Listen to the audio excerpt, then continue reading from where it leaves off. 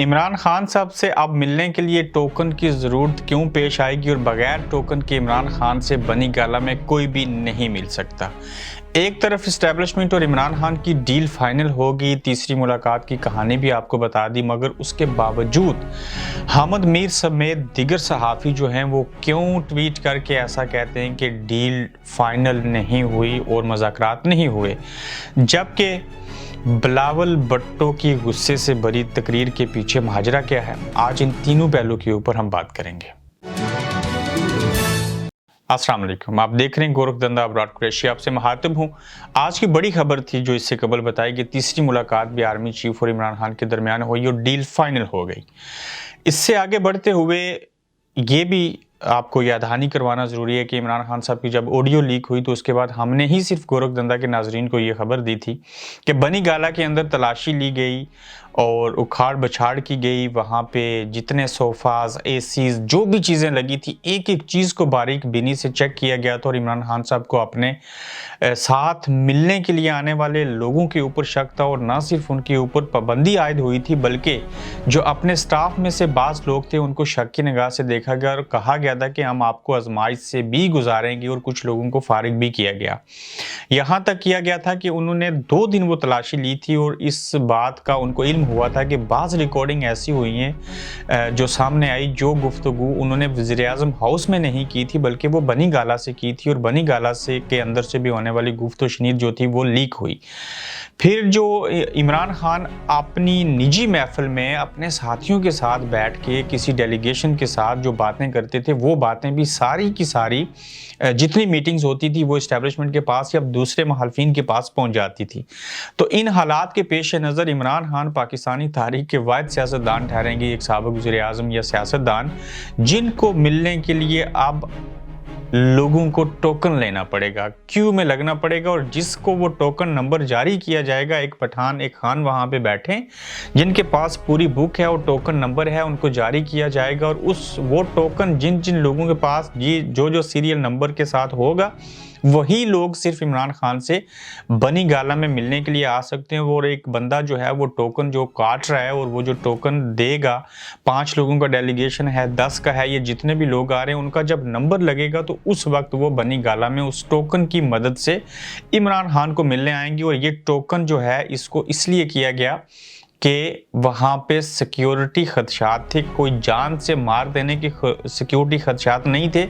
ये सिक्योरिटी खदशात पैदा हो चुके थे कि जो लोग साथ आते हैं, 10 लोग KPK से आगे एक वज़ीर के साथ या एक वज़ीर आला के साथ, अब कोई समझ नहीं आ रही कि उन 10 में से जो बाकी 2 हैं या 8 तो समझ में आते हैं लेकिन 2 लोग कौन साथ आगे कोई पता नहीं किसके हैं और वो किसके लिए काम करते हैं, क्या चीज़ें हो रही हैं। तो इस वजह से टोकन नंबर रखा गया और मज़ीद सख्तियाँ पैदा की गई और मज़ीद चेकिंग के निज़ाम को बेहतर किया गया ताकि इमरान खान की जितनी भी गुफ्त शनीद होती है उसको सामने रखते हुए वो बातें बाहर ना जाएं और जो बातें पहले बाहर निकली, जिस तरह से बाज़ ऑडियोज़ रिकॉर्ड हुई, ओन चौधरी सबसे बड़ी मिसाल कि वो उनके साथ भी रहे और ओन चौधरी की ही वजह से इमरान खान ने अपने स्टाफ को रीशफल किया।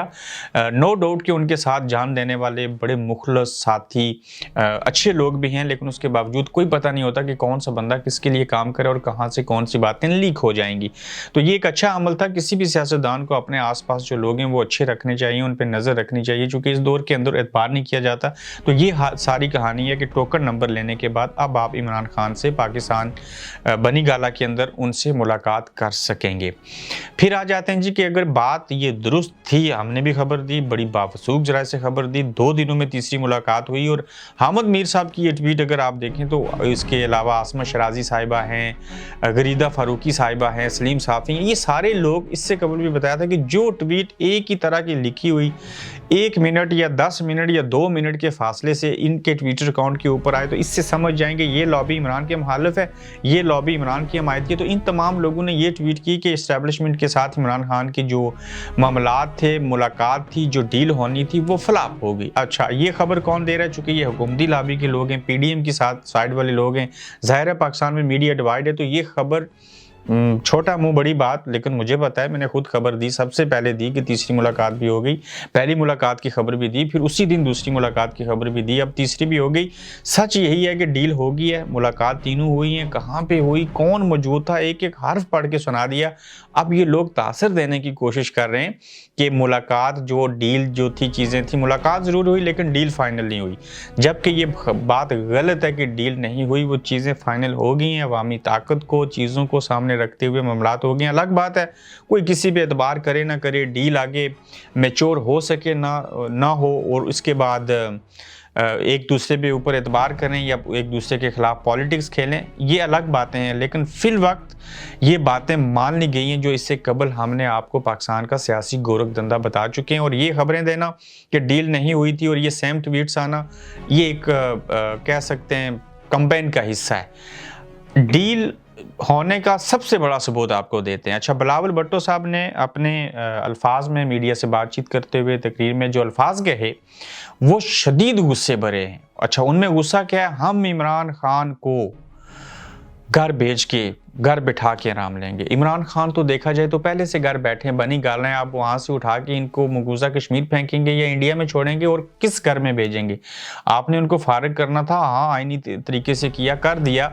ये इसलिए बिलावल साहब गुस्से में हैं या बाकी लोग, चूँकि अब इनको समझ आ गई है कि इमरान खान के तो मामलात उधर सेट हो गए।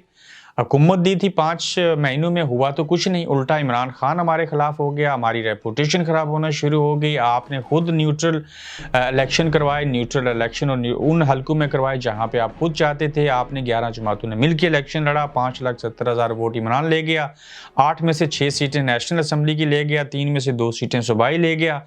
नो डाउट के पीपल्स पार्टी के हिस्से में 2 सीटें आई और आपने किया कुछ नहीं और उन हलकों में इलेक्शन करवाए जहाँ पे आप समझते थे कि हम 11 जमातें मिल के इमरान को हरा देंगे, और 11 जमातों ने मिलकर 4.5 लाख वोट लिए। तो इससे तो इस्टेब्लिशमेंट ने बल्कि इलेक्शन से पहले कह दिया था, मर्जी से हल्के सेलेक्ट करो, मर्जी से इलेक्शन करवाओ, हम न्यूट्रल रहेंगे और उस इलेक्शन के, ये जो हाल ही में ज़िमनी इलेक्शन चंद दिन कबल हुआ, उसके नतीजे में हम फैसला करेंगे कि कहाँ पे चलना है। देखिए, एक बड़ी सीधी सी बात है, फौज किसकी है, किसके लिए है? पाकिस्तान के लिए, मुल्क के लिए, मजहब के लिए, अवाम के लिए, कौम के लिए। कौम किसके साथ है ज़्यादा अक्सरियत में लोग? इमरान खान के साथ। तो उन्होंने उसी की बात सुननी है, उसी की तरफ जाना है जिसके साथ पब्लिक है। चूँकि पब्लिक जिसके साथ होगी उसी के लिए, तो वही तो फौज के लिए और इस्टेब्लिशमेंट के लिए भी हमदर्दी रखते हैं। तो एक समझने वाली सीधी सी बात है कि इमरान के साथ उनका जाना इसलिए ज़रूरी है कि एक तो सब सियासतदानों को, मुझ समेत सबको पता है, चीज़ें एक्सपोज हो चुकी हुई हैं कि इस्टेब्लिशमेंट के बगैर पाकिस्तान के अंदर कभी भी हालात ठीक नहीं, कोई भी पॉलिटिक्स नहीं कर सकता, जो कि एक बड़ी बदकिस्मती वाली बात है। 1947 से आज तक पाकिस्तान के अंदर किसी दौर में कभी भी जमहूरियत नहीं रही। अगर जमहूरियत उसको कहते हैं तो उसको मिलिट्री डेमोक्रेसी में कहूँगा, और ज़्यादा अरसा रहा भी मार्शल लॉ, इन इदारों की, इन लोगों की उसके अंदर मदाखलत भी है।